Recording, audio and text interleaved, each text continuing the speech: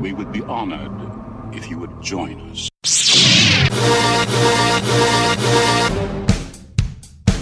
I got a bad feeling about this. You were the chosen one! Help me, Obi-Wan Kenobi. It's a trap! I don't like Sam. It's coarse, rough, and irritating. I am your father.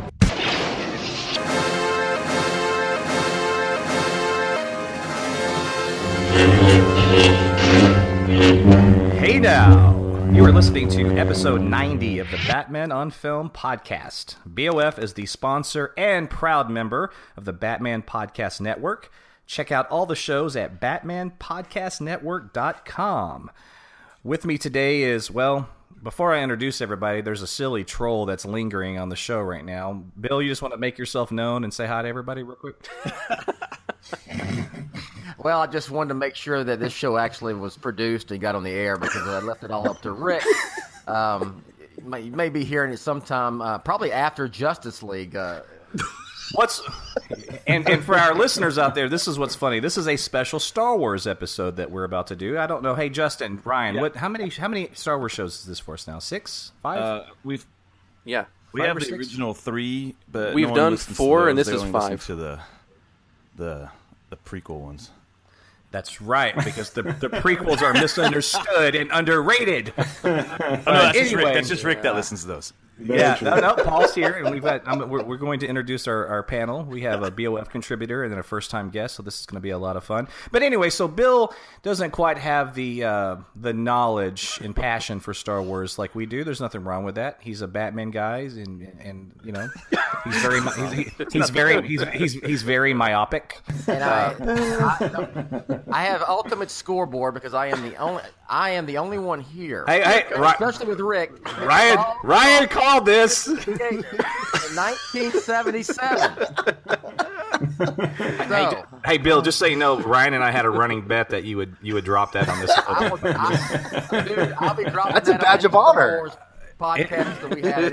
Actually, I love these Star Wars podcasts. I'm not a fan of Star Wars like I am of Batman, but I do enjoy all the films. I've seen all of them, even Rick's beloved prequels. And honestly, and this is not me just being a smart A. I'm actually more excited for The Last Jedi than I am Justice League. So What? No way. I am. Wow, Bill, that's huge. So am I, by the way. But we'll talk. We'll actually. So am I, but I mean, It should speak volumes. So that does. Rick, I'm going to bow out, and y'all have a good show, boys. And notice that he didn't say gracefully because that would be impossible for him. Anyway, thanks, Bill. We love you. Thanks, Bill. Thank you. See you, Bill. All right, we got that out of the way. What's going on, guys? Star Wars show today. Hello. Hey, Justin, do me a favor. Introduce our buddy Paul here, man. From the deep, dark parts of space. No. So with this, we have 2 Ricks today. We have one good Rick, and I'm going to introduce him right now. So to my fellow BOF contributor and writer for the film news website Flickering Myth, he will also be notified as to future overlord of Earth. Oh my God. Mr. Ricky Church, welcome to the Batman on Film Star Wars podcast show. And Ricky, I wasn't forgetting you, buddy. I thought Ryan was going to introduce you, but we're usually more organized than this. What? Anyway, I was always supposed to introduce Paul. You don't read your texts. You don't read well, I your put my texts, phone sir. away. Ricky Church, how you doing, buddy? I'm good. How are you guys doing? Thanks for having me on. So, just so everybody knows, Ricky's he's been a contributor and a member of BOF longer than I have. In fact, by many years, for that matter. Yeah, a couple of years ago, I started with reviews for Gotham for Bill, which was fun. But yeah, Sorry. You okay? I survived Gotham. So yeah. Yeah, Ricky, I think my first show it was in December. It was in January of 2016 because I was looking at that. So you were writing stuff back in at least 15, 14, right? When did Gotham even come out? What season are we on that show anyway? It started in I 2014. Season 4 is about to air. Yeah, lasted longer than it should. Yeah, I think I started November 14. Yeah, that's it. November 2014 is when I started. Okay, cool, man. Yeah. What about this other guy, Paul? Who wants to introduce him? Me, as planned. So this is somebody I've actually wanted to get on the podcast for a long time, and I'm a huge fan of him. He actually did me a huge favor a few years ago. I was sponsoring a series of the 35mm screenings of Super Mario Brothers across the country from my Mario Brothers movie website. And he joined Chris Cloud to introduce a screening in Seattle. And so that was a huge favor for me. That was great. And plus, he's got a great sense of humor and always has a great take on things. And he's also a kick-ass podcaster. And so you can hear him on his show, Blaster Cannon. And I am just thrilled to welcome Mr. Paul Hermann to the podcast. Thank you. By the way, that screening was so funny. Chris Clow, was like, "Hey, would you be interested in doing this with my buddy Ryan?" I'm like, "Yeah, sure." And I remember it was so funny. He's like, when we got there, it wasn't like a packed screening, but there's like, a few people there, and I was like, I don't need to go up here. And Chris was like, "Come on, man, come on." I'm like, "Dude, there's like 8 people here. Like, there's not like, I don't need." And he goes, "No, come on." So Cloud, we all got up and presented.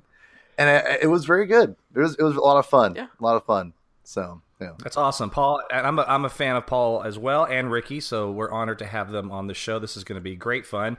But let me just give our quick tag, and then we're going to segue right into the Star Wars stuff. But we are Batman on Film, authoritative, definitive, and Justin. What else? What else? Dad Blam original. Yeah, I was trying to think of it. But I want to. I was trying to go like the Seattle version, and it was going to be a little what more. What is that? It's like the Harrison Ford version. So that's Portland. Come on. So Paul, and I don't know if you've ever heard that "dad gum." That's very like old school Texas, and Bill has a little bit of that in him. So we are now the dad gum original. I like it. We even have T-shirts made now, thanks to Justin. The dad gum original. Okay, guys. So.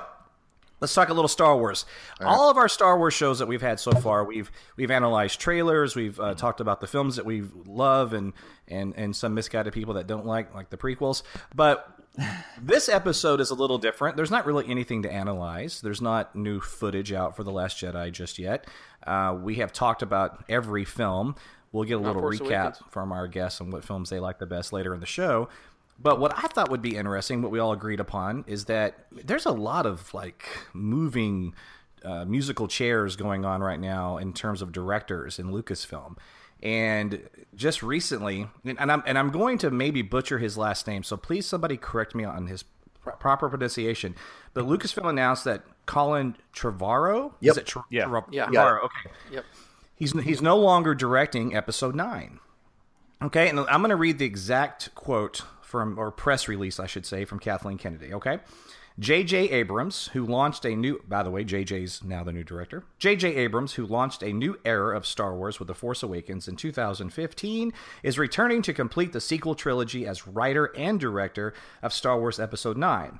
Abrams will co-write the film with Chris Terrio. Star Wars Episode 9 will be produced by Kathleen Kennedy, Michelle Rajon, Abrams, Bad Robot, and Lucasfilm. With The Force Awakens, JJ, this is a quote from Kathleen Kennedy, by the way. With The Force Awakens, JJ delivered everything we could have possibly hoped for, and I am so excited he is coming back to close out the trilogy. And considering they were north of 2 billion in sales, yes, it probably was something that was delivered that they did not even expect themselves.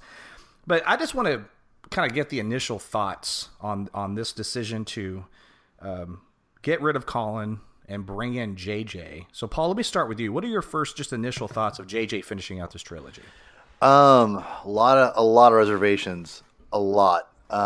Basically, the TFA is one of those movies. The Force Awakens. I always say TFA because I'm lazy. Yeah, I was really excited about the choice of JJ initially for The Force Awakens. Thought he was. I love the first Star Trek movie that he did. I think that's really, really good. I mean, people say that's basically a Star Wars movie, and it very much is. It feels like a Star Wars movie a lot of times. I'm not a big Star Trek fan by any means. So that's why I like the part. I think that's why it's my favorite Star Wars or Star Trek movie. So, going into TFA, I liked it a lot. It was just a lot of things going on. But as I watched The Force Awakens, I found a lot more problems with it. And now there's the obvious things, like it mirrors A New Hope a lot. And I think that's not, that can only go so far as like, blaming that on JJ and using that as a negative, because it's also a positive. Like, it brought a lot of people back.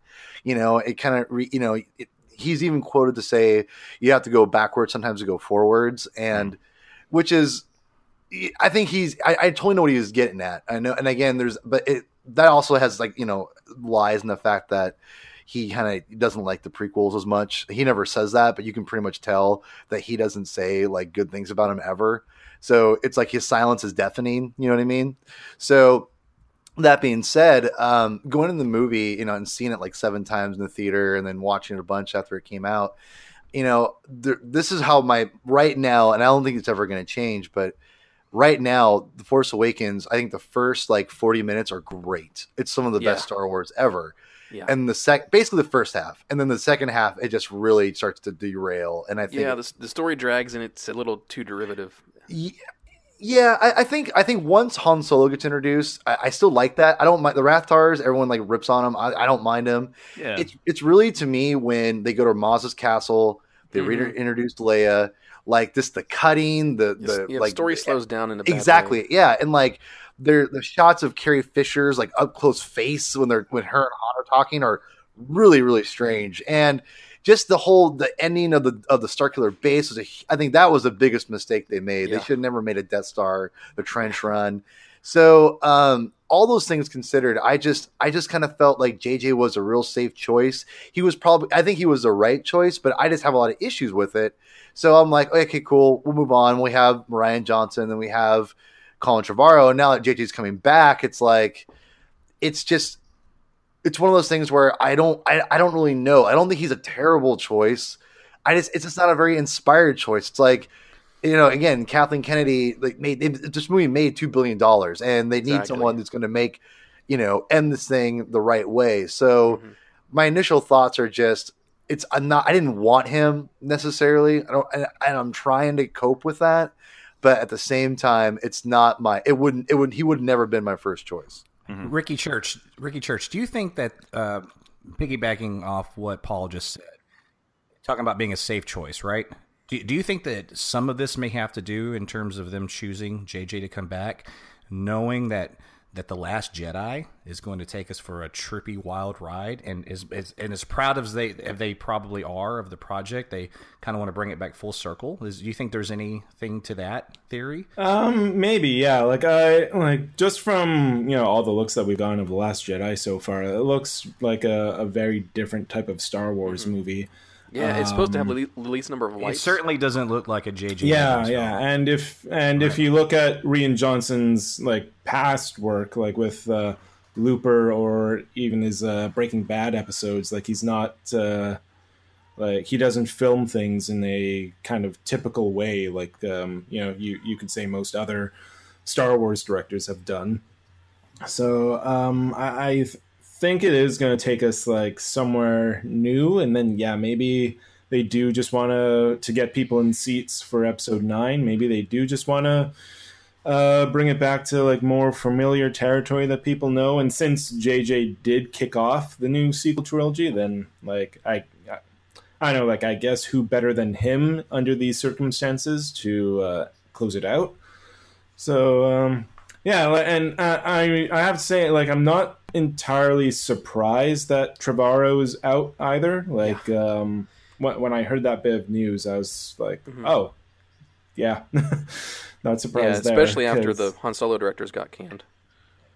Yeah, exactly. Yeah, that too, and just with I haven't seen the Book of Henry, but I heard that didn't do as well for Trevorrow as I think they are hoping. Mm-hmm. But I mean, I'm one of the guys who enjoy Jurassic World. I don't think it's a absolute, blockbuster must-see movie, but I enjoy it. And it's funny because, like Force Awakens, it echoes the nostalgia of Jurassic Park.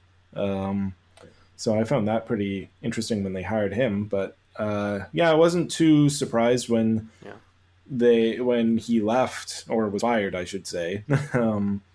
And especially over the creative differences, because as Ryan just said, like, we've seen the creative differences come up a lot with these Star Wars directors. Yeah. Let's go to our BOF roundtablers here. Ryan Haas, what do you think, buddy? What are your thoughts on this? Well, I think that Lucasfilm has learned a lot in their transition over to Disney over the past couple of years. When you think back, they first started the announcements with a full sequel trilogy and the then called anthology films like the Han Solo movie and what was rumored to be a Boba Fett movie before Josh Trank was kind of unceremoniously kind of under the radar canceled film. And then, of course, Rogue One. And Rogue One was the first kind of thing that we started to hear about, some high-level changes in how Lucasfilm was handling the production of their films, with Tony Gilroy stepping in late in production to change a lot of the film in a significant way.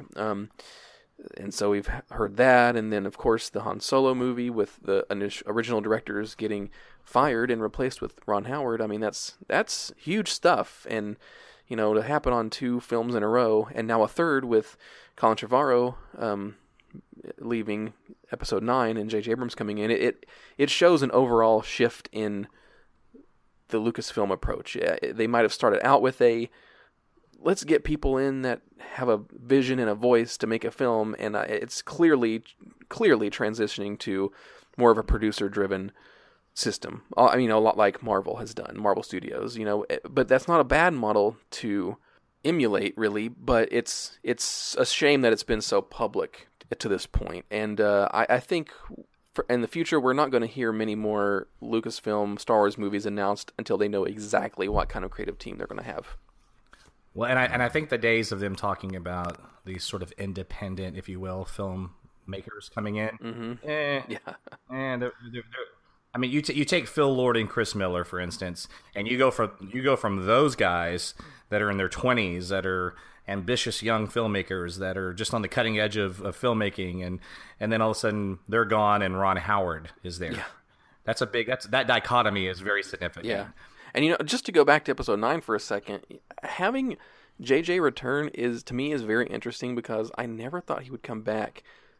Because after listening to things like the Force Awakens commentary, it just seemed to me like he was more into creating this new story than wrapping it up. Almost like, hey, I'm in a new toolbox, and now it's somebody else's problem to figure out how this whole thing ends.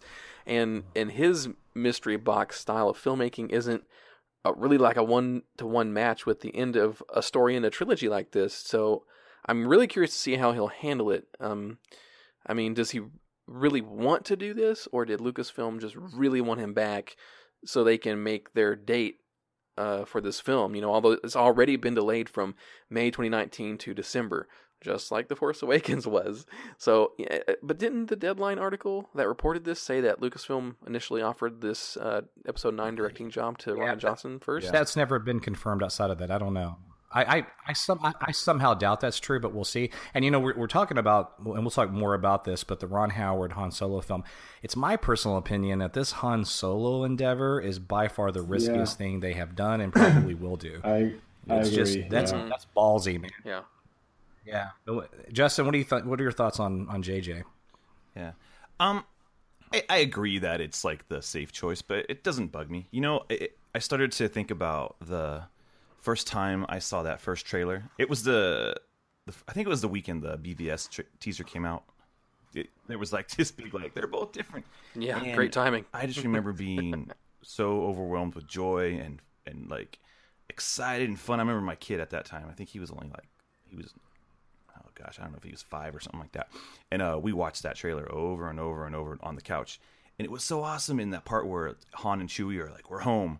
And I was like, yeah. And you feel full of joy, and you're full of the Force. And you're just ready, right? Yeah. And BJ gave those feelings to me. Now, I'm not going to say that there isn't the issues with The Force Awakens, because I see them, but overall, I enjoy the movie. It's, on my list, and we'll go over that list later, of Star Wars films. It's high up there. And I think he did a good job. And I'm going to say a word that you don't want to hear in, like, artistic, like, circles, but he manufactured something. Is that Orphan Vision? He manufactured something that fit really well into the Star Wars brand. It protected the brand, and it pushed the brand forward a little bit. Because I will say, Finn and Rey and everybody a part of that, the new characters, like I consider those characters like core to Star Wars now. Like when I think of those characters, if I think of Star Wars, I'm thinking about Kylo Ren now. I'm thinking about everything that he brought into there, and he's made something that I love now. And that's hard to add something to, like, the biggest part of adding new movies to the Star Wars universe is like, I just want to see Han Solo, I want to see Luke, I want to see Princess Leia, right? But, they want to push this forward and like, well, we want to introduce new characters. And he did it so well because I love those characters. And they're household names in my house. My kid, his favorite character is Finn. And that's awesome. He's like, those guys are cool. So with JJ coming back, I get why they're doing it, because it's the same reason for like Ron Howard. It's like, you know what? Star Wars isn't like an indie film company. Star Wars is about making money for Disney, and they need people that are going to jump in there and be warriors, and that are going to be like soldiers. I've got to interject here. Yeah, please. The reason I had, you had some great points. I'm stumbling over my words. I apologize because there's a lot to talk about here. My mind can't catch up with my mouth. So what you talked about, first thing I want to talk about is, you said Star Wars is not for indie filmmakers. Now I'm going to disagree with you there a little bit. All right. Now because. No, I see where this is going. Because George Lucas is the ultimate indie filmmaker. Exactly. And the thing is and this is what I think the biggest discrepancy that the new regime of filmmakers have, is that they want to play it safe. And that's something George never did. Whether or not it was great decisions money-wise in the early 80s, or in the late 90s, early 2000s, remains to be seen, depending on who you talk to. And I think that's one thing that's missing in Star Wars a little bit more, dangerous ideas and stretching things out. And I think that getting directors like a Ron Howard, who you kind of know who he is. He's a big time director now. Which, by the way, George helped get his career off. With after he with Willow and things like that. But my point being is that George didn't give what about what people thought, because he only did what he wanted to do. Now, of course, he had business decisions in mind and things like that. Like people talk about the Ewoks and saying like those are there to sell toys. Yes and no. There's proof that he wanted to create a primitive creature in Return of the Jedi. When he used Wookiees, he couldn't go back and use them because he already established that Chewie could actually fly things and really great with tech. So that was the original idea, and he had to abandon that. And again, I bring that up because George wanted to tell a story for kids, but he did it in a very Ewok films underrated. Come at me. That's all I got to say. But here's the thing. So George had a single vision. The problem now, and I don't want to say it's a problem, but I think it's definitely something worth looking at, is that now they've created, you have Kathleen Kennedy, who's like the be all end all, but she's created a story group. She's created like this, entity of like people who keep this lore together. And now you have people pitching ideas, and, whereas George is like, he was the be all end all. You had all these books, but that was their thing. All the comics when George was doing stuff, like he made it very separate. And I think it's great what they're doing now, but I think the byproduct is you have the brand protection, quote unquote. And I think you have to, protect things. But like I said, Rian Johnson is going to, I think, trump that. From what, on Slash Film, there was things like talking about how crazy this movie is going to be, and how there's people outside of Lucasfilm or in Lucasfilm. They were saying, like, the people who saw the movie said it's different, So that's really cool that that we're hearing that. But at the same time, it's just like what we're seeing now are this brand protection, and I think JJ just is a continuation of that. Yeah. So, and really quickly about the characters, that's one thing I give JJ all the credit on, is that with those characters, if they don't work, like, I mean, it sounds stupid to say, but like that story is so flimsy and so like, again, derivative that if those characters don't work, then the movie just is complete mess. And they're great and they're fantastic. And I love Kylo Ren is one of my favorite Star Wars characters now. I love Kylo Ren, and it sucks. I only got like a movie of him so far. So I mean, Daisy Ridley, they hit a home run with her, because there are scenes that she's in that I just say that whole scene was carried by her undeniable charm. You know, hey, Paul. I was just gonna say. Go ahead, Ricky. Go ahead, Ricky. I was just gonna say, in regards to Daisy, like it's so funny that Force Awakens was, you look at the marketing and it's all Kylo Ren and Captain Phasma, and then post Force Awakens, like she was all that they were talking about. Like everyone said, "I love Rey." Like she was talking about more than Kylo Ren. Like everyone that I spoke with said, "I love Rey." She's like climbed into my top favorite characters. Like she's definitely one of mine now. Like she really nailed it and just brought it home. You know the scene where she makes her lunch? It's the very beginning of the film. They did it for real. It's all practical. It's practical and everything about it. And it's a very unique scene too, right? You're just watching someone make food in Star Wars and sit down and eat. And the way it was executed and her charm and her just the nuances and everything, it's just an overlooked scene. I think that scene is great. Hey, let me just pose a larger question here. But before I do, I want to say this to Paul real fast. I didn't want to interrupt you because you were on a good roll. But you know what's funny is that it is known that Harrison Ford, you said something about, well, George didn't just want to have Ewoks to sell toys. I think that's an unfair thing, or however you phrased it. Apparently, Harrison Ford, obviously we all know, wanted to kill off Han Solo in Return of the Jedi. He has no mama, no papa, no real purpose anymore. Let's just kill him off, right? When he asked George about it, famously George looked at him and said, "Dead Han Solo toys won't sell." All right. So anyway, well, and at the same time, I mean, George wasn't stupid. I mean, that's the whole thing. Is like I'm not saying everything. I didn't mean that to spark a debate. I get it. Yeah, it's just fun. But I wanted to like put a pin in the cushion on this. I actually agree with what Paul's saying, but I kind of meant like that's where Star Wars has gone. It's a safe franchise now where it has a company line that all these people like, hey, everyone needs to be a stormtrooper. You know what I'm saying? Like everybody needs to come in and do what they're asked to do, and that's where we're at. And you're totally right. Like back in the day, it could have been a little more rock and roll. And like, hey, let's try this. Let's do this. Well, now it's like these are like See, I think that if they tried the same approach with like the old novels for the new movies, it just wouldn't work today.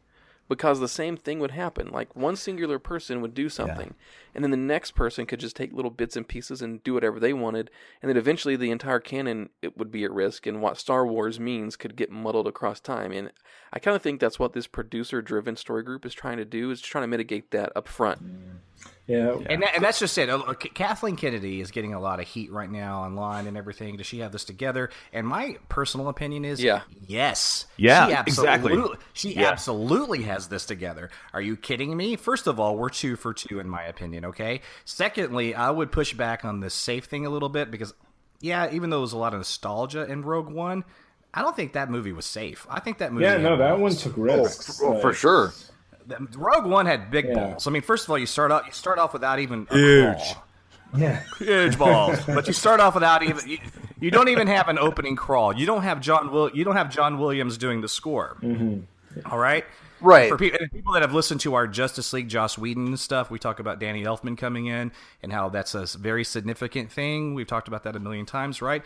Because when we stand by that, because a composer is a main character in a film, and to not have John Williams do a score for a Star Wars movie for the first time, Rogue One was ballsy.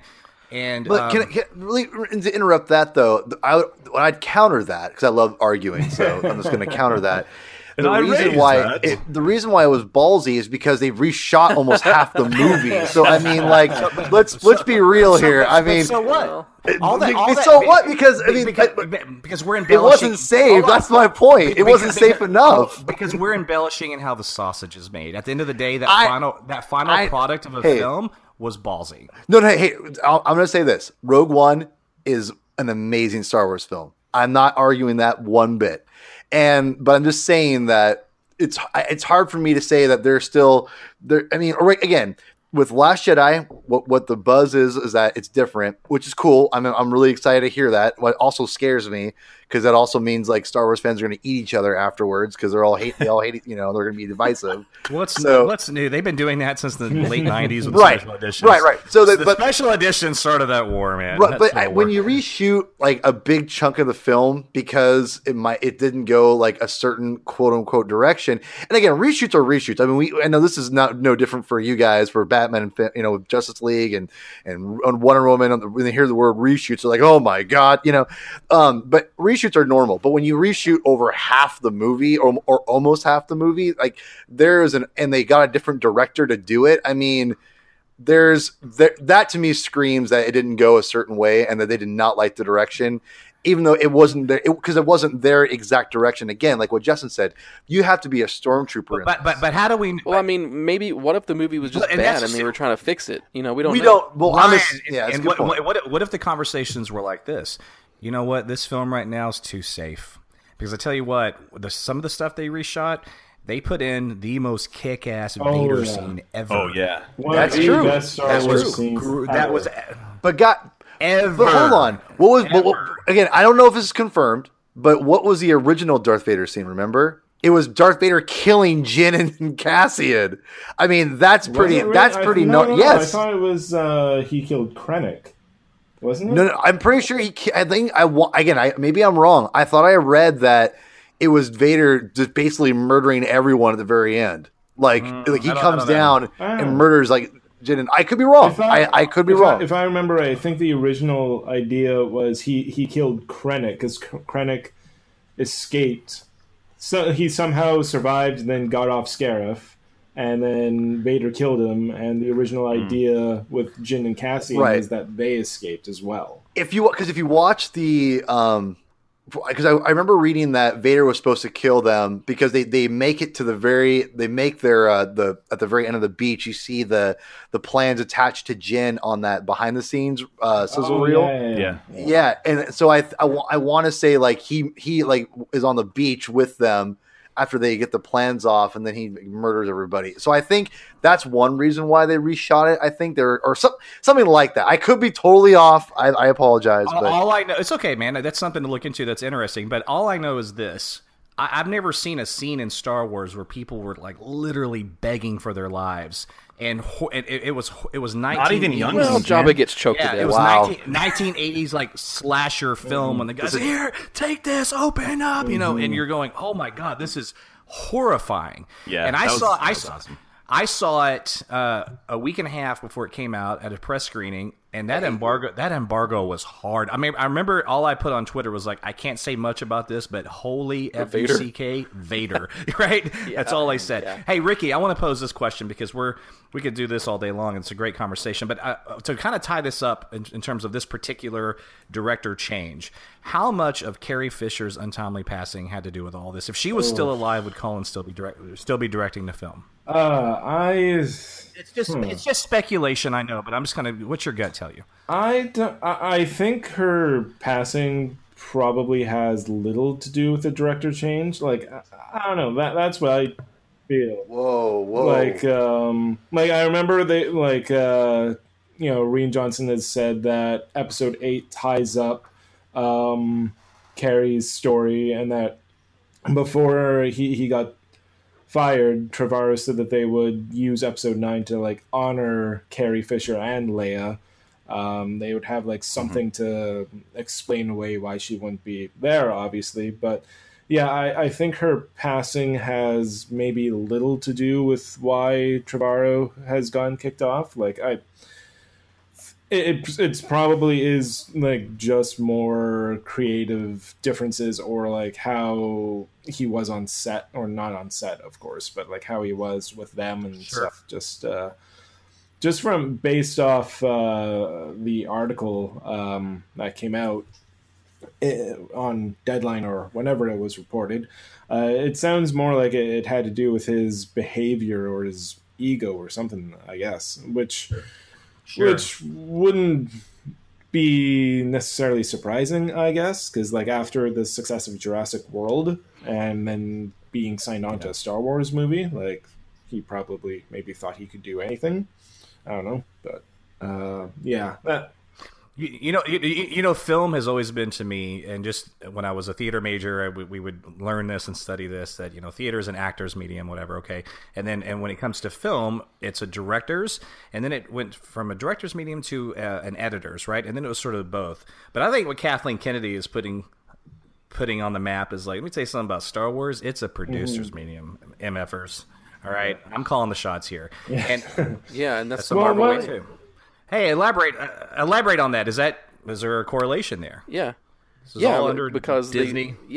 Because they started out with Marvel Studios, and it's obviously a very successful blueprint on how to handle a large franchise with a lot of moving parts from the producer level that kind of oversees a slate of movies. Yeah. I will say kind of one thing in regards to the director changes and like, you know, Chris Miller and Phil Lord, like, when they say, you know, creative differences, you know, their vision isn't what we wanted our vision to be and stuff like that, it gets me thinking, like, what exactly, like, were you guys expecting when you hired them it's just on? like creative differences in a movie breakup is the same kind of thing you would say in a divorce, where you say it's like irreconcilable differences. It's a blanket term that covers everything, like, but nobody wants to say what it was exactly. It covers everything. We're good. What happened? Read the form. Read the form. But yeah, I remember like one. I think like one of the rumors about the Han Solo movie was it was funnier than they wanted it to be, or maybe leaned a bit too much on humor or something like that. But it's like if you look at you look at their body of work, like just all the stuff that they've done throughout their career, like either Lego Movie or 21 Jump Street or whatever. But, you know, it was more than that, though. Is they needed an acting coach for their lead actor. They were doing less setups than they thought, and the directors were letting them do ad lib on set and stuff like that. Well, I think one thing they probably learned, and I'll turn this over to you guys, is that they being Lucasfilm is like, hey, why don't we tap the brakes on announcing directors a little too early, right? If there's anything that they can learn, it's a little PR. Now, fortunately, they have goodwill, because the last two films were so well received that most people don't even give a damn about all of this, right? But they don't have a lot of wiggle room. If Han Solo comes out and that's just one goofy movie, then these problems will be highlighted more. But listen, I don't want to get too far into the weeds on this. I'm going to shift gears here, but I do. These weeds are so good, though, Rick. It's a burning question, and I'm going to throw it at Paul. Paul, how in the world are they going to handle Carrie Fisher's passing? Oh, well, and I'm glad you actually asked me that, because Rick kind of brought that up, and you know, I think that this actually has a big a difference on why Colin was let go, possibly. Really? I think so, because I think that I agree with you, by the way. Because I think, for one, like from what we're hearing, that every director got to write what they wanted, and it seemed so. Obviously, Colin pitched the story. It was accepted because he's been in this for 3 years. It's not like he was announced like Chris Miller, you know, I think they got fired halfway through, or majority through production. But I mean, I was at D23 2 years ago when Trevorrow was announced, so he's been working on it for a while. Yeah, so I mean, obviously, you know, so here's what I think. I think that there are probably, you know, and I'm going to steal some of this from a podcast I listened to the other day. You know, so I don't think I agree with this person. It was on Kyle Newman on Rebel Force Radio. He had said, like, there's no way that, you know, Kathleen Kennedy's husband, who worked with this guy on Jurassic World, and works with them, and they hire him on, and then they spin this like he's just an arrogant dick. Basically is what they're spinning it at, like someone from the inside saying that, and maybe there's truth to that. I think when there's smoke, there's fire for sure. But I think at the same time, I think that the Carrie Fisher thing was a huge thing, because I think what probably happened was, we know there were script issues, we know that, and they hired someone else recently, a month ago or whatever, to do a new script rewrite, because the script, for whatever reason wasn't working apparently. So they hired that. So it's weird to me they would announce that they got a new script, a guy to write the script for Colin, and not just out him then. But they out him like a couple weeks later. Now they have a whole new team. Yeah, with Chris Terrio writing now. Yeah, with the guy from BVS, which I'm sure you guys are all excited about. That being said, I love Argo. Hey, listen, what's funny? I don't even want to talk about BVS. We can talk about it some other time, because I have things to say about that too. The thing is with this is, I think that with Carrie's passing, I think before, Colin had a story, they liked his pitch, whatever they went. So the story, I think the story is there for the most part, but at the same time, I think JJ could change everything, because he's got more power than Colin, right? Because he's executive produced the whole trilogy, so this guy can pretty much do whatever he wants, and Kathy's going to probably let him do it.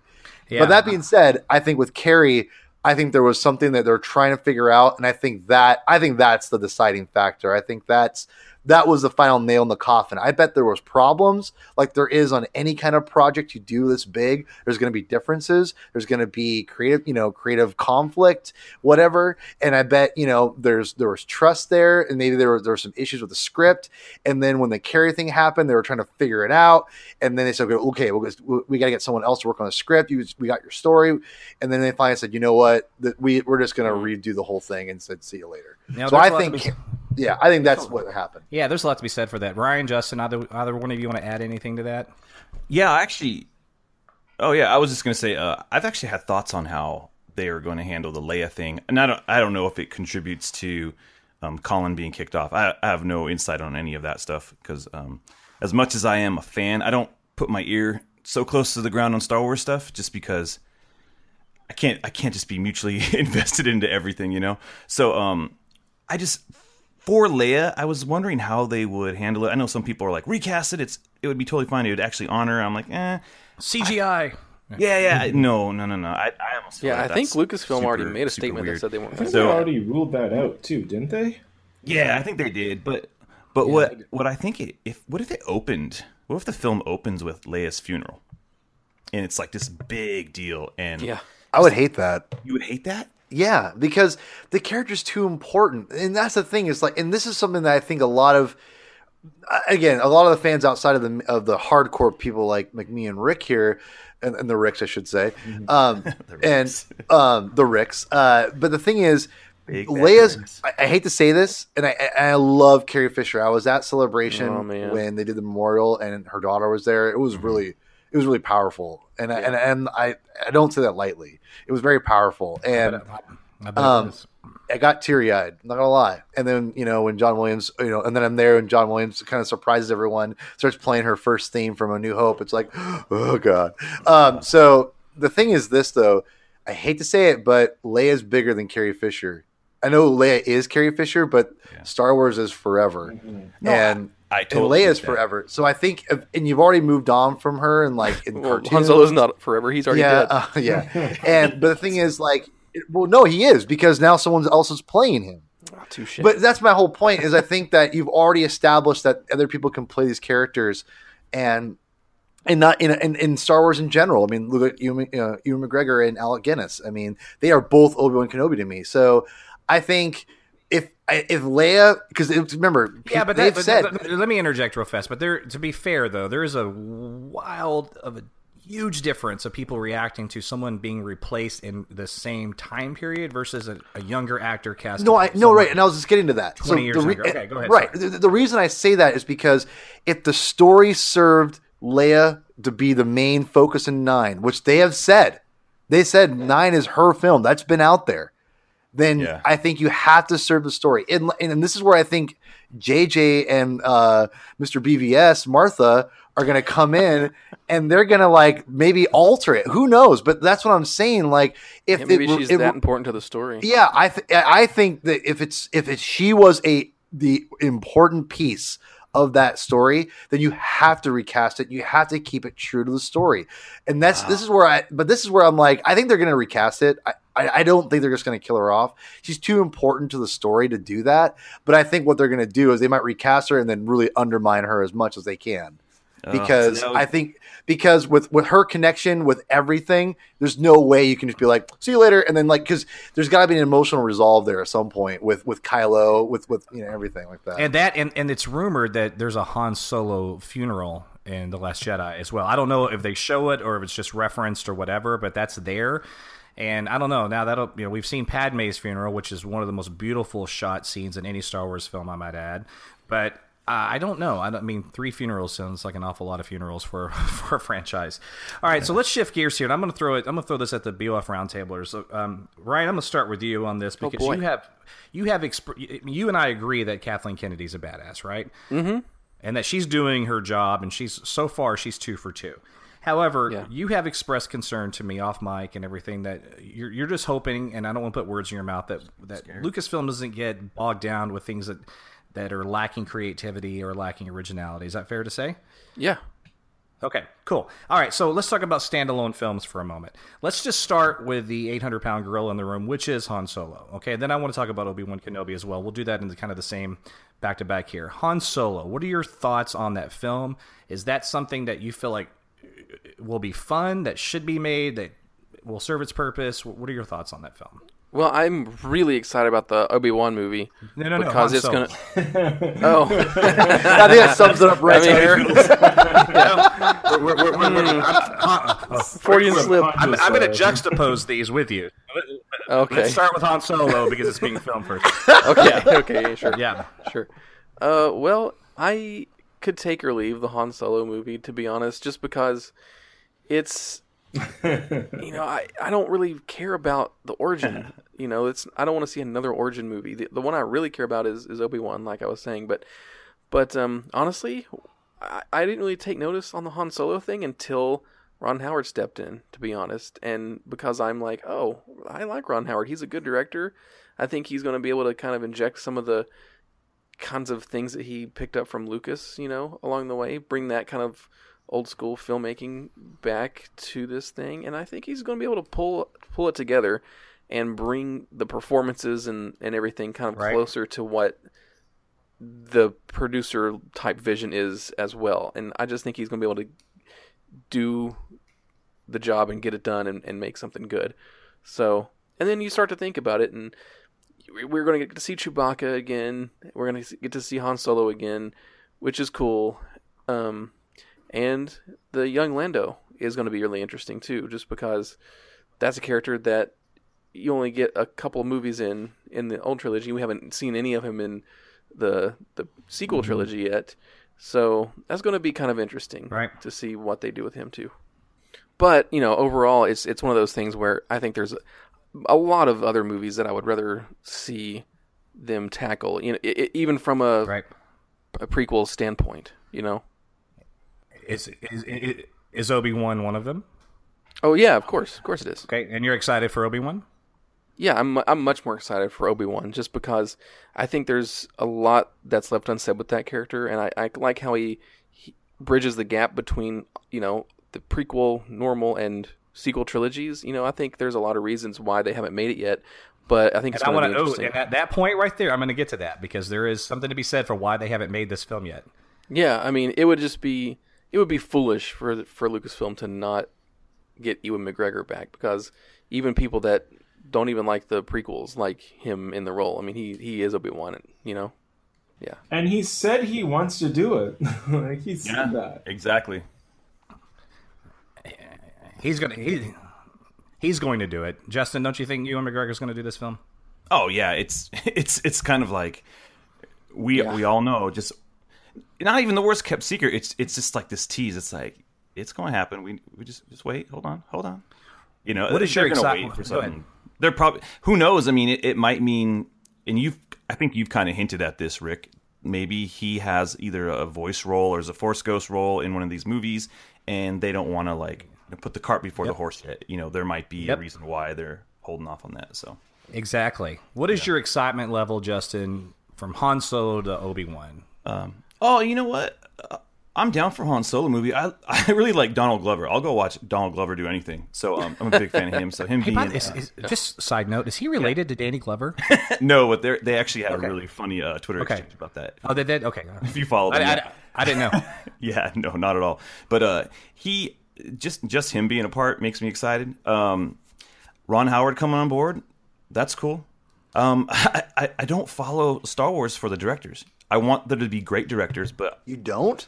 No, but let me tell you, I'm super curious about this Alden Ehrenreich guy. To be good, I'm kind of thinking, what if he turns out to surprise everybody? And we're like, man, he is the new Han Solo, and we get behind him. You know, because I'm just playing devil's advocate a little bit because I know there was a little bit of drama that went around last year about oh he's terrible. They had to hire an actor like coach for him and all that type of stuff. But you know, I'm hoping he blows it out of the water for us because I don't want there to be a mark on the Star Wars universe. We've already kind of had that, and we have.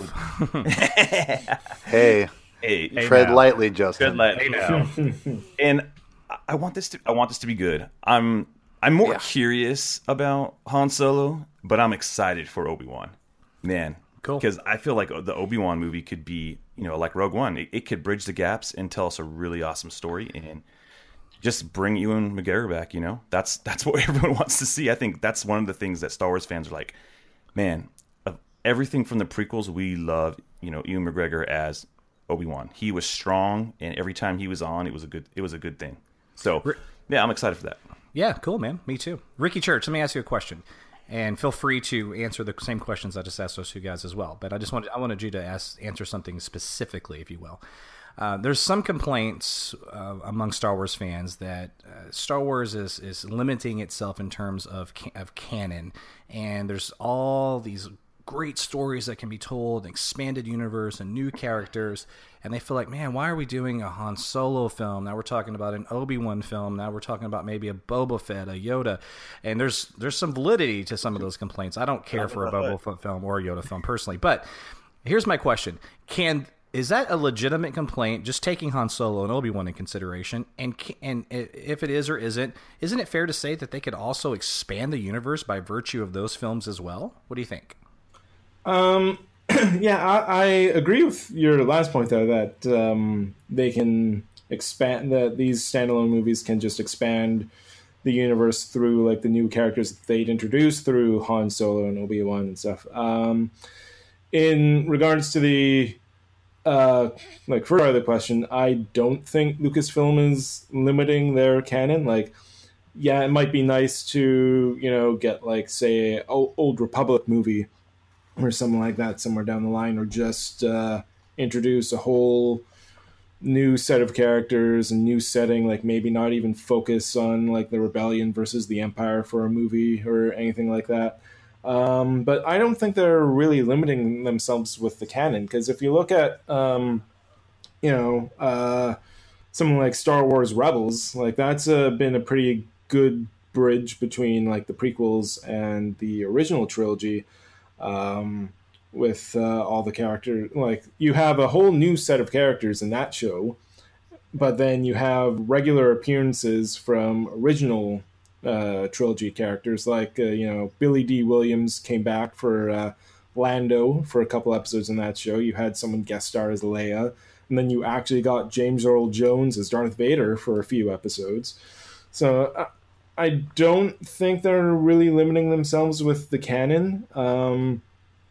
Like I said, it might be nice to eventually get a movie that's set with like a whole new group of characters and setting and everything, but it's also clear that there, like, at least I think that there's like a bit of a plan with this, with the standalones, especially if a Kenobi movie is made, because I think I know what you're gonna say about the Kenobi movie in a little while. But it's also like, if you want people to also buy into these standalone movies, like, why should we go see a movie that doesn't have Luke and Leia and everybody in it? Then you kind of, at least for the first couple, kind of do, I think, have to directly tie them in some way to like the characters or world that we know. Like Rogue One was a good bridge between or into A New Hope.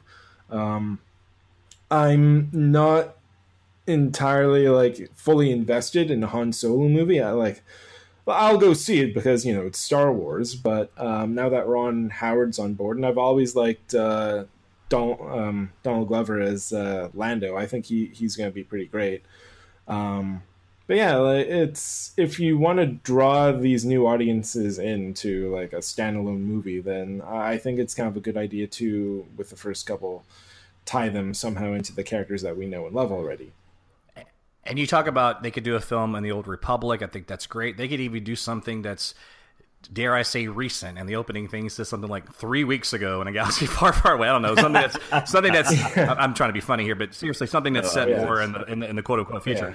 Yeah, and I mean, like, even with the sequel trilogy, there's a 30-year gap between the originals and the sequels. So, like, you could have a whole other movie, like a standalone movie set in there about, like, I don't know, like the rise of the First Order, like other stuff that was happening in between. Sure. So, like, all right, my man Paul, I know you're excited for a Ewan McGregor Obi-Wan film, dude. Is it going to happen? They've kind of announced it, but it's not official from Star Wars yet. But they certainly haven't denied it. What do you think? Well, hold on a second. I mean, has all the major trades have confirmed it, right? Well, yeah, like if you believe what trades say. Yeah. No, they have, and I look, I think it's a done deal. But here's the deal. So I think that Ewan's going to do this. They're just dealing with the logistics behind the scenes, and that's going to happen. So, Paul, what do you think? Well, first of all, I'm 100% with you. I think that there is, it's going to happen, and I think that it has to happen because, one, Ewan McGregor looks incredible still. I mean, he could play Obi-Wan for another 20 years. I mean, think about it. I mean, he hasn't thing about Ewan is I love the fact that he can be, he can be like, do these art films. He can do big budget films. He's just doing what he loves to do. He did Fargo recently. Yeah. His range is ridiculous, and he's just fantastic. And I think it's great that he loves the character so much. I mean, I'll be honest too. He also knows it's a huge payday when he becomes Obi-Wan Kenobi again. So I bet he's like, well, yeah, I love to do Obi-Wan Kenobi again because I get paid a lot of money and I like doing it. So that's a win-win, right? I mean, he's a good actor. So I guess the way I see it is he wants to do it. I think that I like to think that he doesn't have unfinished business with Obi-Wan Kenobi, meaning that he's still unhappy with the prequels. I know he was very vocal about some of the things that happened with the prequels, but at the same time, I think he knows that like people always regarded him as like one of the, if not the best part of the prequels. But as far as the Kenobi movie goes, I love the idea of it. I think there's so many cool things you could do in the comic books. They have Obi-Wan Kenobi going up against Jabba's goons, and I love those chapters of the comics. Yeah, and that's the thing is like there's so many cool things. He can go off planet for once. I mean, it doesn't really. I don't think there's so many things you could do on Tatooine alone, but you could also have him do a little adventure or whatever. So I think that right now, I bet Ewan they've already asked Ewan, because I don't think they'd make Obi-Wan Kenobi film unless he wants to do it. So I bet they went to him first and said, how would you be interested? And he's like, of course. They said, okay, we'll take it from here. And they go and they start asking around, like, pitch us ideas, directors, and all this stuff. Like, give us an idea. What do you want to do? I mean, I think it behooves Lucasfilm to get a director like Rian Johnson in a sense to where they can write and direct it like a J.J. Abrams. Not even a writing partner. Like, they should write it themselves. Like, find someone they can write and direct the movie, and they don't have to, and that way it's like their singular vision and things like that. So which again, Colin Trevorrow happened, but obviously he had a writing partner. But having a guy that can just go in, doesn't need a writing partner, can write it himself, which I think that's what's going to happen, right? I think the guy that Variety and all of them have tapped is the guy who's going to write and direct it, I believe. So I think that's the way to go. So that way everything's clear. The writing's clear. They can develop the story with the writer and director. There's no conflict. Because think about this too. With Lord and Miller, they didn't write the script. They're just directing a script that Lawrence Kasdan and his son made. Mm-hmm. And there's obvious problems with them following the script. So, and things like that. So I think they want to find someone. With Gareth Edwards, he didn't write and direct. He directed. They had a million writers on a Rogue One, and so I think with Obi-Wan Kenobi, we want to find a director who can write and direct, so that way it's clear. And I think with Ewan McGregor, I think it's going to be a huge hit, regardless of what it is, because people love him as Ewan. And I'm over the moon about the idea. So people love him as himself. Love him as Ewan. People love him as Ewan. Anybody can I knew what he was saying. I know. I picked up on that. You know what? you know what, dude? Show ever. This is my last show ever. Hey, but Paul, but listen, I want to say this, and then we'll move on from the Obi-Wan film. I am so excited for this, and the thing about Ewan McGregor doing this. Yeah. The thing about Ewan McGregor doing this film is that for the people that like the prequels, like I do, you do, I know Ricky does, and Ryan thinks they're okay, Justin sucks. But anyway, I like but him. anyway, but in terms of if you like the prequels, love the prequels, you love Ewan McGregor. But even people I know that don't like the prequels, I don't know anybody that says no, recast that. I don't like Ewan McGregor as Obi-Wan. Nobody. So it's a win for all Star Wars fans that he comes back to do the part. And quite frankly, I will boycott that MFer if he doesn't. But let's move on from there. Okay, listen, we're at an hour of the show. There's a couple other things I want to cover. All right, we're gonna do some of these a little fast, but that's kind of the purpose of it. It's impossible for me, Rick. I want to get a gut reaction, right? I'm not saying I want to rush anything. I just want to get kind of a gut reaction here. Okay, all right. I call this part of the show speculative bullshit. Cool. All right. That's a bad word, Rick. All right. Language. Justin, yes or no? In The Last Jedi, will Luke turn to the dark side? Go. Yes. Ryan Haas, in The Last Jedi, will Luke turn to the dark side? Go. No, I don't think so. That's what Return of the Jedi was about, so no. Ricky Church, will Luke turn to the dark side in The Last Jedi, sir? Same answer. No, I don't think he or Disney will make Luke evil. No way. Okay. Paul. Hell no. Hell no? Okay. My answer is I think he plays with it a little bit, but we'll see. We'll see where it goes, because Mark Hamill has said, we're taking. Listen, this is a fact that they were taking Luke in a different direction that he didn't initially agree with. So I don't know exactly what that means. That could mean that he disagreed with the fact that he shouldn't play with the dark side, because he even alluded to that in an early 1984 interview. But I don't, holding someone accountable for something they said that many years ago is silly. But I don't know. But there's something up with Luke. I think we're going to get some big surprises when it comes to Luke. Paul, is that fair to say? Yeah, I mean, I think with the way they've directed the character and what Rian Johnson has done, there's like big stuff with Luke, because he's a totally different character. Right. For sure. So, I mean, I think there has to be like some big changes in what happens in The Last Jedi. So, yeah, we'll see. Okay. Yeah, I mean, isn't that what Kathleen Kennedy sold J.J. Abrams on the whole entire reboot trilogy? She asked him the question, who is Luke Skywalker? And that's what got him on board. Yeah. Or what happened to Luke Skywalker, or something like that. Yeah, I think you're right. Yeah, the myth surrounding Luke and just who he is now. And like I have to say, it is, with that first trailer, it is a gut punch to hear him say like, I only know one truth, and that's it's time for the Jedi to end. Like, that's a gut punch, because that's what the whole original trilogy was about, and especially the final movie. And for him now to almost regret like wanting to ever bring the Jedi back, like, that's insane. But Ricky, it is. But let's think about this. Look at his dad. Okay, and the prequels tell the story of the rise of Palpatine and the Empire. What happens? What was the catalyst for all that? Was a Jedi going rogue, basically, right? Was a Jedi that caused the Empire to come into power. What happens to Luke and Kylo Ren? Right? He's training his nephew. He's got a new Jedi temple. Whatever. We don't know the whole story, but it was alluded to in The Force Awakens. Then what came out of that? The First Order. So there could be some of that. Ryan, don't you think that it's a man? Let's tap the brakes on the Jedi because every time a Jedi rises, we get some evil empire. Yeah. I think that prophecy, chosen one, bring balance to the light and dark side of the Force kind of thing is something that will not only be played with in this particular trilogy, but it's also a major through line of both prior trilogies as well. So it'll be interesting to see what Last Jedi does with that. Right. Okay, Justin. What is Rey's lineage?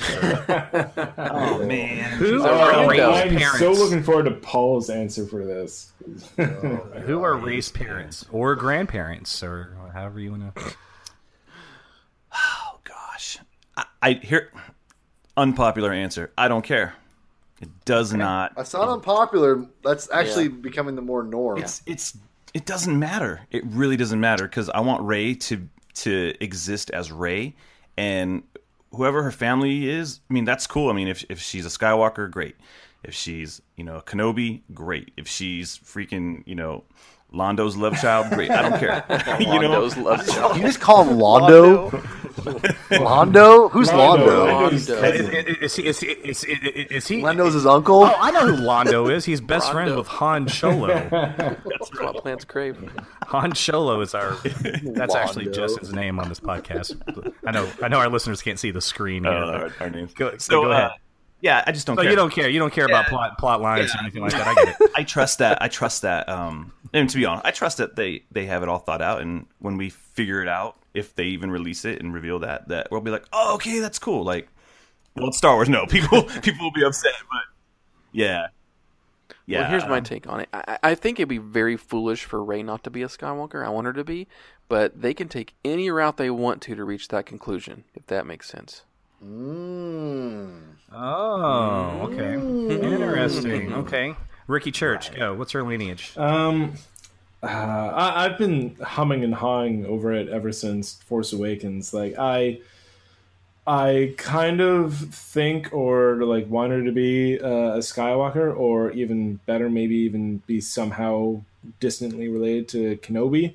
But I also wouldn't mind it if she was, as Paul has so often put it, Rey Rando.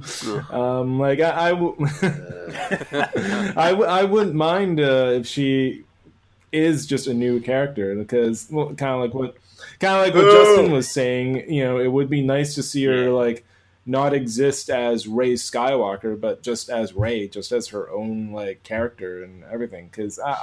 But she already is her own character. That's what I don't understand. All right, I'm gonna pass it over to Paul now because this is gonna be good. Okay, all right. Sorry, I apologize. This is a hot topic for me. Okay, Rey Rando. I think it is.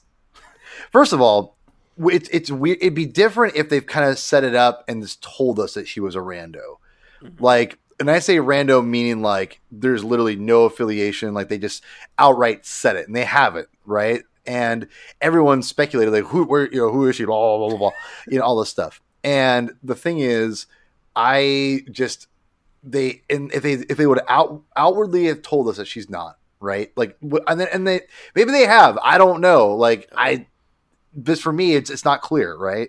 So I wish they would definitively have told us, and they would stop calling the episodic films the Skywalker saga. Yeah. And I know that Kylo Ren is technically the Skywalker, blah, blah, blah, blah, blah, and Luke and Leia are still alive. Yeah, I don't care. Because here's the thing. We all know Kylo Ren ain't making it out alive. And unless he's making babies in the next couple films, I don't think it's going to happen. So here's my thing. Rey Rando, the argument of Rey just needs to be her own character because Rey is just Rey and that's important and anyone can be a hero. Blah. Yeah, I get that. That's every movie Batman out there. I get it. Not anybody could be Batman. Yes. Nope. Yes. Yeah. Nope. Yes, Well, Justin. again, now, Yes. here's the thing. Now, I'm gonna backtrack a little bit because the Ray Randall thing is a very sensitive topic for me. I understand the reason why that's important to people, and I need to honor that and respect that. And I think it's already there though. She's already proven she's a great character in this movie. Now, the reason I'm so hung up on her being a Skywalker or a Solo or whatever is because, again, it's the Skywalker saga. It's a saga of a family. And I think that is something that, George has always kind of, loved and wanted to keep going. Now, if they do it differently, where she takes on the name Skywalker at some point because, I don't know, whatever, I'd be fine with that too. Or, other ways, like they take, if she takes on that name because he is the mentor or a figure that she identifies herself with, then that would make sense. I mean, that would work for me because I know love and is deeper than any blood that can, than out there, Oh, I mean, yeah. I've got step nieces and nephew, and I love them. And it does not, occur to me that they are not my blood, if you will. So the thing is that if they do it the right way, then Ray quote unquote Rando could work. But if they literally just make her just be like a totally different character and they start shifting the whole saga towards her and they just pretty much like just eliminate the Skywalker family, I'm going to feel like I was just done a disservice. Mm-hmm. And that's my issue. So if they keep it alive and she takes the name and she's the new Skywalker, again, I don't care if it's by blood. Like, blood doesn't really necessarily matter to me. It's just the name and keep that name going because it is an iconic name. It's again, talk about household name. That is a household name, and so I just wanted to keep going. It's also the name of a ranch. Yes, and I was there last summer, and it was amazing. By the way, I know I saw pictures. I was completely jealous. Okay, so here's my theory, and it's going to tie into something I said earlier when I said I'll get more to that later. And this is I'm going to connect these dots. I think she's somehow a Kenobi. I think that Kenobi plays a role in this new trilogy. I hope not. The fact that we heard Ewan McGregor. Listen, the fact that we heard Ewan McGregor's voice in the most important line in The Force Awakens is Rey, these are your first steps. And wait, hold on. The most important lines. The most important line in that film was Obi-Wan Kenobi telling Rey, "These are your first steps." Particularly this. That was not a flashback sequence. That was a new line, and Ewan McGregor came in and did that voiceover for that line. Now, we can debate whether or not it's the most important line, but to me it is because she's the central character, and these are your first steps. All that leads to her going to find Luke. All that leads to her discovering who she is. So yes, I think that Ewan McGregor's Obi-Wan plays a much bigger role in this new trilogy, which is why, bringing full circle here, they have not made an Obi-Wan Kenobi movie yet. People say, why the Han Solo movie first? I think this is why. I think because we're not getting an Obi-Wan Kenobi film until after the new trilogy's over. I bet that comes out in 2021, and this is why we're going to wait on that. Okay, so I'm gonna say this. I want to really wrap this up because we're at an hour and 10 minutes. So here's the thing: we're gonna do a fire rapid thing here at the end of Return of the Jedi. All right, you saw Luke looking at Yoda, Obi-Wan, and Anakin. I have no interest in debating the Hayden Christensen over Sebastian Shaw ghost because at the end of the day, it's now canon. We all agree on that, right? Amen. Hayden's ghost is canon, as it should be. Yeah.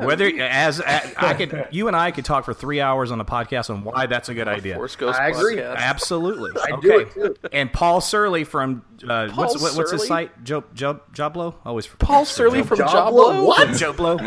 Did you call me Joblo? Oh, Paul's website. Blowjob. I asked a question. Is what I did. That wasn't a statement.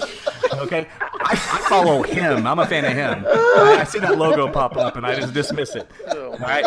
So anyway, he and I had a cool discussion on Twitter about Hayden Force Ghost. It was awesome. Anyway, but here's the thing.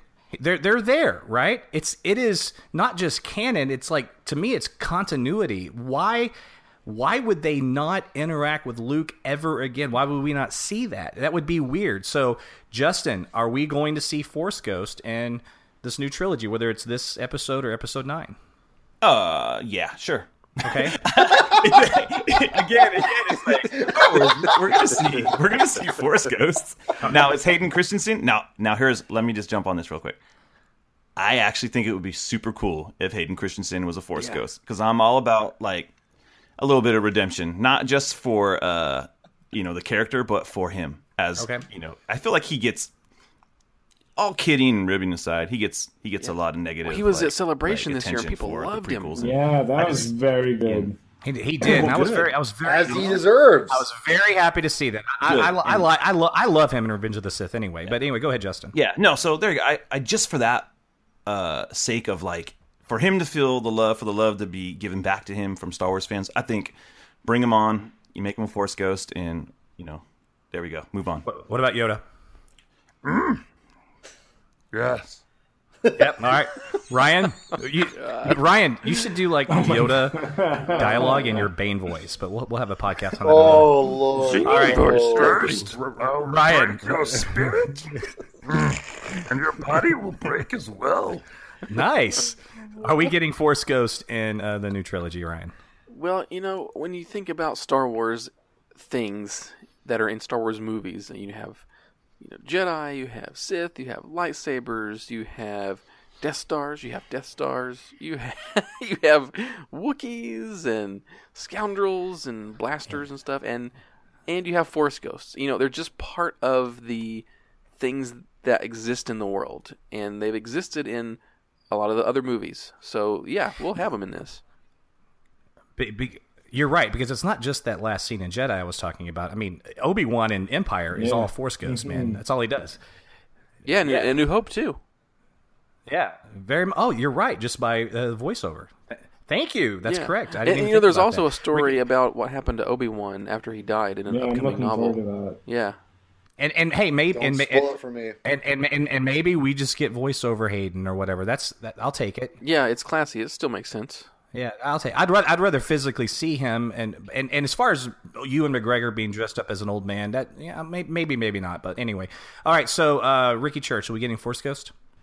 I would be surprised if we did not. I think we'll be getting Force Ghosts, whether it's in this movie or 9. Part of me thinks we might see them in this movie, and I hope we do. But yeah, I think we're going to get Force Ghosts. And like you, I would definitely love to see Hayden Christensen back as Anakin's Force Ghost. Because, yeah, like you, I'm a big fan of Revenge of the Sith. I think that's one of the best Star Wars movies. I think it's underrated just because, it's labeled as the prequel trilogy. But I thought he was great in it for the most part. And yeah, I would definitely love to see him come back as Hayden. And the way I see, I'd love to see him play off with Adam Driver's Kylo Ren. Like he tries talking him back to the light or something. And that's a scene that I would like to see. That's right. And I just got a text. I'm gonna spill the beans here on a private text, but Ryan just texted me. Ryan. And we actually did technically get a Force Ghost in The Force Awakens because that was Ewan McGregor's voice. And he's right, we did. True. All right, Yeah, we did. tie that in. All right, sorry to expose a private text there, buddy. Nope, that's what that was for. But actually, that was a good thing to bring up for the show, so thank you. All right. I'm actually going to start a band called Ghost Voice, so if you want. There you go, Force Ghost. All right, Or for Paul, Vision Band. are we getting Force Ghost? It'd be a hate crime not to. So yes. Yes. Is Hayden Christensen going to return in the new trilogy in some capacity? I hope so. I hope they handle it all that really well. I think it's inevitable that we're going to get a Luke Force Ghost, to be honest, too, at some point. No. But, I mean, who knows? I think so. He's not dying. I think there will be. I don't know. We'll see. And will Bucky Barnes play him? So we all agree that whether doesn't matter what our opinions are on the prequels, we all like Ewan McGregor. We all want to see that standalone film. we all want Hayden Christensen to come back, and Paul Surley's website is not called Joe Blow, right? Okay, we all agree His on all name's that. not Paul Surley. All right, so here's what Paul Shirley. It's Joblo. Shirley. Don't call me Shirley. Joblo and Joblo. All right, so here's the last part of the show before. Here's the last part of the show. Somebody's going to start Here's calling the last you Rick part of the Shaw. show before plugs. Rick Shaw. I'm going to we're gonna do a round table. We're gonna do a fire rapid round table thing here. Okay. what is fire rapid? Fire rapid is this? You know what fire? You know what? You know what fire? This is fire rapid, and I will demonstrate it. You ready? Okay. I'm personally going to list. I am personally going to list the films, and I just want a simple letter grade. All right. Fire Rapid is B+, A-. Not, well, I want to give it a C, but, there was just the wait. Gungan Wait, War. Rick, I thought we were going to rank the That films. was- You'll be the one I that thought we were does the ranking most. them. We are ranking them. We are. Oh, you want me to give the ranking? Oh, okay, and letter grade. Got you. Well, here's the thing. People can do the math on them. I'm going to start, and I'm going to just list off the films, and you give me your grade on the films, and by doing that, you're grading them. What? That's not even... Okay, Paul. Paul and I are going to start this off. Paul, you ready, buddy? See, hold on. I can't give these things letter grades. I have to rank them because I love them. They're like Star Wars films are like my children. I may dislike some things they do sometimes, but I still love them. This is semantics, though. It's all the same thing, right? I agree. I can't give them a letter grade. I'll give them a ranking. All right. Give them rankings. Okay. Sorry, Rick. I apologize. I can't do this. Do you want me to just ask you the names, or you just want to fire it off? I'm gonna fire it off to you. Okay. Is that cool? Go for it. All right. Here we go. Go for it. It's crossfire, rapid fire. All right. Here we go. Crossfire. It's Empire Strikes Back or Return of the Jedi 1 and 2. You can flip a coin, and whatever lands on it, it could be 1 or 2. It doesn't matter to me. They're interchangeable. So those are the top 2. Then number 3, Revenge of the Sith. The number 4, Rogue One. Number 5, I'm probably gonna go Force Awakens. Number 6, A New Hope. Number 7, gonna be Phantom Menace, and then last one, Attack of the Clones. All right. Yeah. All right, Ricky Church. Are you prepared for like a letter grade, sir, or are you gonna go? I'm doing letter grade. All right. Yeah. The Phantom Menace. C+. Attack of the Clones. C. Okay. Revenge of the Sith. A. A New Hope. A+. Empire Strikes Back. A++++. Yep, it gets the extra pluses. Return of the Jedi. A-. The Force Awakens. A-. Rogue One. A. Rogue One. Rogue One A. Yeah. Okay. And what about the footage that you've seen so far of The Last Jedi? Oh, come on. No, that doesn't count. 3 out of 4 porgs. All right? Yeah. Three out of keyword. 4. 3 out of 4 porgs. That's really funny. All right, Justin. How do you want to do it? Since Paul's hijacked my premise here. How do you want to do it? I already have my list ready. You what? From the last time, I still have my same list with one thing added. So You make us do it every time. You want kind of list is how this works for me. Like this is a list rating. Go for it. Go. All right. So at the top of my list is Jedi. Jesus. Because I remember how I grew up. My mom made me. I just want to say this: so the people that have criticized, because I like The Force Awakens, I think better than most people on this panel. The people that criticize The Force Awakens being a rehash of A New Hope, are you kidding me? That Return of the Jedi is like your favorite film, Paul and Justin? That whole movie was A New Hope remade. Anyway, go ahead. What? Go ahead. Go ahead. That was the first original sin of A New Death Star. It even looked the same. The moment That's actually the true. Ewoks emote and that little guy dies, man, that breaks my heart. Okay, number 2. I love Return of the Jedi. Don't get me wrong, but it's not on my top 3. Go ahead. Fine. It's fine. Go ahead. Sir. Number 2 is Empire. Number 3. Wait. Start over because I'm not gonna interrupt you on this one. I'm sorry. Just start over and roll with it. All right. Number 1 is Jedi. Number 2 is Empire. Number 3, Rogue One. Number 4, The Force Awakens. Number 5, New Hope. What? Did he get out all of them? You Where's hit the Rogue rest One of too, them? right? Yeah. What are we missing here? The prequels. Oh, the prequels. The prequels are at the bottom. Okay, well then rate the prequels just amongst themselves. Revenge, Menace, Clones. Okay. Yeah, that's right. Man, wow, Clones is a better film than Menace. I don't get it. No, it's not. All right. I bounce back and forth between Menace and Clones. Clones gets everywhere. I think. Yeah, that extra digital hand in the sand scene. It's so bad. I think Clones is the most underrated Star Wars film because it's so hated. And I think it's pretty great. Anyway, it's underrated. It's not that it's. You'll see my grade, but it's. I just mean it's underrated, meaning it's an F. It sucks. I'm over here C+, bitches. Okay. Ryan Haas. Yes. Ryan Haas. Yes. Go, sir. How do you want me to do it? Do you want me to call him out to you? Actually, since it's been so messed up, I'll just do it both ways. How's that sound? Oh my God! You guys are gonna drive me to drinking in an early part of the day. All right. Okay. Hey, don't you run a bar? Oh no! This is Paul's touch that. first and last time on the podcast. Actually, these are all the reasons I love Paul on the show. This is great. This is great. This is great radio. that. Great radio. Great radio. All right. So Ryan Haas. Yes. All right. The Phantom Menace. C. All right. Attack of the Clones. D+. Jesus Christ. Revenge of the Sith. A. A New Hope. A-. Empire Strikes Back. A+. All right. Return of the Jedi. A-. Ooh. Okay. All right. How about Force Awakens? That's also an A-. What? Okay. Force Awakens A-. What about Rogue One? B. All right. What? All right. Paul? Rogue One. Not very good. Paul? Well, hold on a second. So I've also got those same letter rankings, but organized in a list also. So yes. So I gotta do that too, just because it makes sense. You just give us your rankings. It's No, invalid. no, wait, Paul. That's what I said to you, that it was the same thing. So you can't have it both ways, sir. It's an emotional ranking. That's exactly what it is. That's exactly what it is. So okay, so you have Empire, Revenge of the Sith, and then on the same exact plane, equal, you have A New Hope, Jedi, The Force Awakens, then you have Rogue One, then The Phantom Menace, and then Attack of the Clones at the bottom. Why? Rogue One is so Okay. it's too long. It's just Okay. it's good, but that's just where So, it is. Paul- That's just where it is. Why don't you do the honor, sir, and ask me the same question?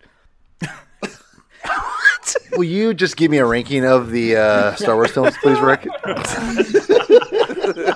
Ricky Church, will you call out the movies to me, please? Paul just got fired. Okay. I'm not going to put Paul on the schedule next week. Hold on. I'm going to throw out I'm taking his favorite bar shifts away from him. Let me throw a couple films first. All right. All right, here we go. What Let are me you go gonna first. do? Have him rank the two Ewok movies? Why have to steal these things? Never mind. I give up. Ryan stole it from me. I was going to do it. Thanks, Ryan. You just ruined my Holiday whole special. thunder. Where does the holiday special suck. stand? Hold on. Well, there is a holiday special. There's Clone Wars. I was saying just the live action films, but holiday special, that's an A+, dude. Hey, all right. Anyway, Rick, go ahead. right. Shout him out. Phantom Ricky Menace. Church, go. Okay, I'm going to actually cheat here, and I'm not going to do Fire Rapid on this one. Here's the thing. Are you serious?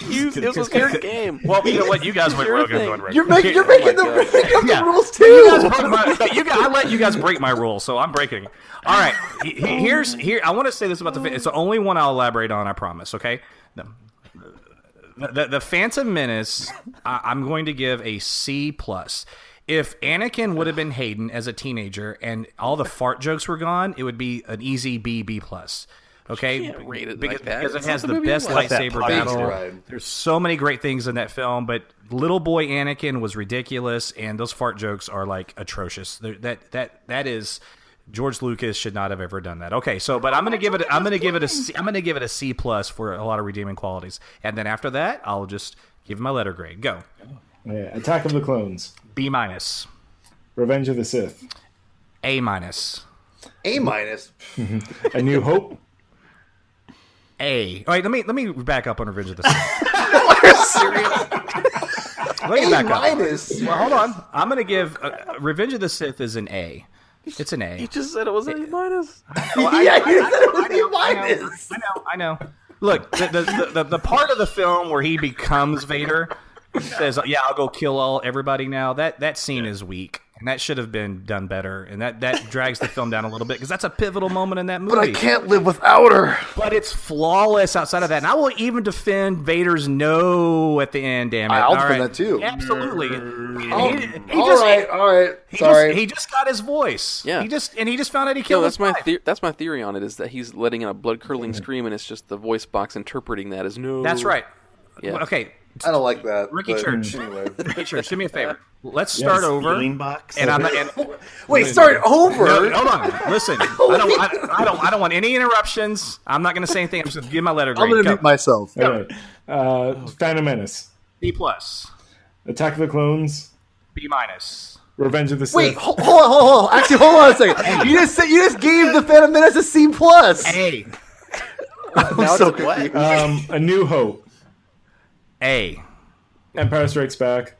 A+. Revenge of the Sith. Or Return of the Jedi. B+. Force Awakens. A-. And Rogue One. A. I think Rogue One and Revenge of the Sith are tied as my third favorite Star Wars film. Well said. Good list. I do feel like I need to explain why I gave Rogue One a B. Oh, come on, man. We're at an hour and a half. We know what a B is. No, seriously.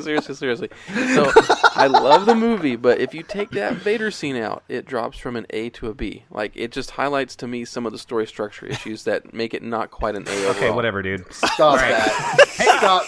Ryan. Hey, The Dark Knight's like an A+, but dude, if you took out Ledger's Joker, it'd be like it's a different argument to the character. If you took out the beginning part of the movie, it'd be like a C+. Okay, here's the thing. We are going to wrap this show. It's been a lot of fun. I appreciate everybody very much. Ricky, you're a BOF family member, so you're always welcome. And Paul, you're so awesome, dude. I really do adore you. And let's do this again at some point, okay? Absolutely. For Come on sure. anytime. Yeah, man, for sure. This was a good show. All right, guys, so let's do some plugs. Paul Hermann, what would you like to plug, sir? I'll plug my Twitter handle at Hermann22 2 N's at aka P-Thug. See me on there, and you can follow me, and I talk about Star Wars, Marvel. I even talk about DCEU, which I know you guys all love here. So yeah, find me there, and also find me my Star Wars podcast at Blaster Cannon. It's Blaster Cannon with a CANON, not an actual canon. It's a play on words because I'm very clever. And I'm not clever, but anyway, yeah, follow us on there. It's the Twitter handle is at Blaster Cannon Pod. So please follow us there and download our shows. Awesome, man. And we love Wonder Woman and Man of Steel, by the way. Okay, Ricky Church. Okay. I will start with my Twitter handle. You can find me at RichardChurch16. You can also catch more of my writing over at Flickering Myth, where I do a lot of movie reviews and news and comic book reviews. And over at BOF, we've just been reviewing episode by episode of Batman the Animated Series. I've done a few episodes already. So, yeah, that's about it. Cool deal. Justin Kowalski. Oh, my God. Butchered his name so bad. Would you plug your favorite site, Jobblock? Jobblock. Oh, my God. This is incredible. Sounds like a drunk guy saying Jawas. Jobblock. Sounds like Rick Shew talking about Jawas. Oh, Rick Shaw. Rolling down a hill.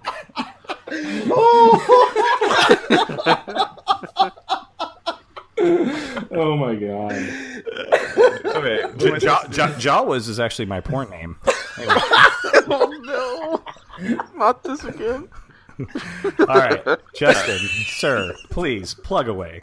Yeah, please find me on Twitter at J_Rocka. We can talk about Star Wars and DCEU and other fun things. I'm a big fan of Batman vs. Superman. I give it a B, if you're curious where I sit on that. Big fan. Yeah, check out letsgocast.com, where you can listen to me talk about other stuff. The Let's Go podcast and the Let's Go comic show. They are fun times. They are. They really are. And I want to. One of these days, I'm going to get on a show with you and talk about beer. I do need to get you on a show. It's sometimes it's so hard, but no. I know. I just want to get on a show and talk about beer with you. Anyway, I want to get on Left Shoe one time and talk about. I beer. anybody on this panel ever wants to be a guest on Left Shoe, you tell me what topic you want to discuss. We'll fire it up. I don't care if it's a 10-minute conversation. I'll put it live. Okay. What if you hate politics? You don't want to talk about politics. You don't have Could to. Could we talk really? about taxation trade routes and stuff like that? Yes, we can. We'll do a whole prequel politics episode. Or as Justin puts it, you know. Hey, do you know what Justin calls? Hey, Ricky, you know what Justin calls the crawl in the Phantom Menace? He calls it a C-SPAN crawl, or CNN crawl, or something. Yeah, it's funny. Anyway, that's actually a really good idea, right? You should totally do a Star Wars political episode. Talk about the politics. Yes, that would be amazing. Only Siths deal in absolutes. You could even do a Dark Knight Rises politics right. podcast. I'm dead serious. But do it serious. You got to do it serious. No, there is actually a lot of politics in these films. Okay, especially in the prequels. Okay, go ahead. If you do that, yeah, it'd be like a weird, it'd be like a hybrid. All right, Ryan Haas, plug. Okay, follow me on Twitter at SMB_Ryan, and follow the Robin Everyone Loves Drake, Tim and Drake podcast on Twitter at ELTD podcast, and you can also find that podcast on the BatmanPodcastNetwork.com website. Okay, I also have some sweet Star Wars merchandise for sale, actually, so here's my pitch for it. Back in 1977, the Burger Chef restaurants launched the first ever Star Wars fast food premium promotion, which was that you would get one of 4 collectible posters for free with a purchase of a Coke. So through the power of the Force, I'll let you choose which side that is, light or dark. I have a few complete sets of these posters for sale, and they are new old stock from 1977, so they're in really good condition for their age. You know, they've been around. They're thin, promotional posters from 1977, but they're gorgeous. They're awesome.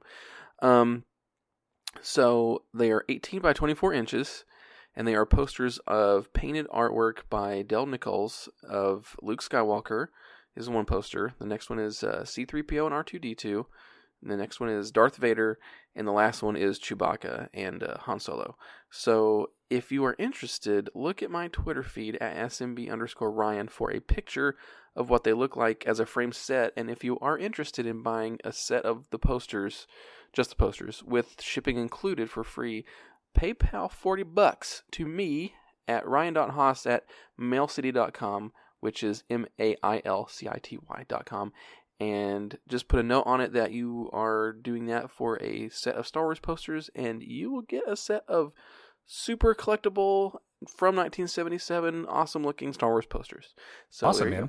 Okay, I actually want to plug something because we at Left Shoe Politics did something unique this week. We actually released 2 shows. We've never done that before, and we did both of them in an interview format. So if you're a political junkie, there's a GOP strategist by the name of Matt Makoviak. Matt has been on, you've seen him on TV. He's a frequent guest on All In with Chris Hayes on MSNBC. He's been on Meet the Press, etc. Good guy. We've actually become friends. He's currently the GOP Travis County Chairman down and around the Austin, Texas area, and in Austin for that matter. Anyway, he sat down with me and we just talked about the Trump presidency thus far, the first 9 months of it, and it's really great. So just go find us, iTunes, Stitcher, Google Play, whatever. It's just the 2 of us, Rick Shew, Matt Makoviak, just discussing the Trump presidency, and he's a brilliant guy, and he's a good friend. Okay.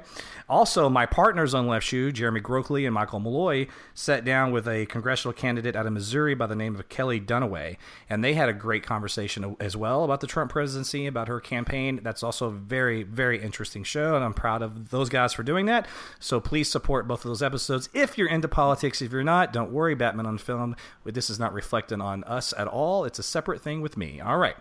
Follow me on Twitter, Shoe Rick. If you're an anonymous troll, I will block you. Thank you very much. Anyway, this has been great fun, like I said, and thank our guests, Ricky Church, Paul Hermann, my partners in crime, Justin and Ryan, and announcer Rachel will take us out.